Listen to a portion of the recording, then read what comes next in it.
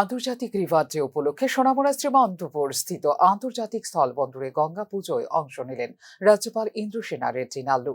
এদিন তিনি শ্রীমন্তপুর স্থলবন্দর স্থিত স্থায়ী জেটিতে গঙ্গা পুজোয় অংশ নেন এবং পুষ্পাঞ্জলি দেন।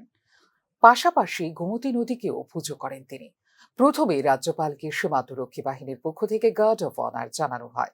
পুজো শেষে দিনটির তাৎপর্য তুলে ধরে তিনি বলেন, যেহেতু গোমতী নদী রাজ্যের অন্যতম নদী, তাই তিনি গোমতীর পাড়ে এসেছেন গঙ্গা মায়ের পুজোর জন্য। সমগ্র বন্দর চত্বর ঘুরে দেখেন রাজ্যপাল।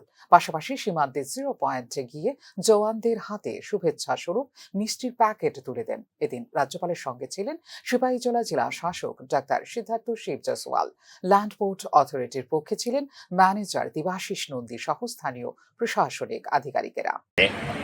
जब कुछ जगह जहाँ जहाँ नदियाँ ड्राई हो गए उधर पॉपुलेशन का छोटा छोटा डिस्टिंक्ट होते जा रहे हैं।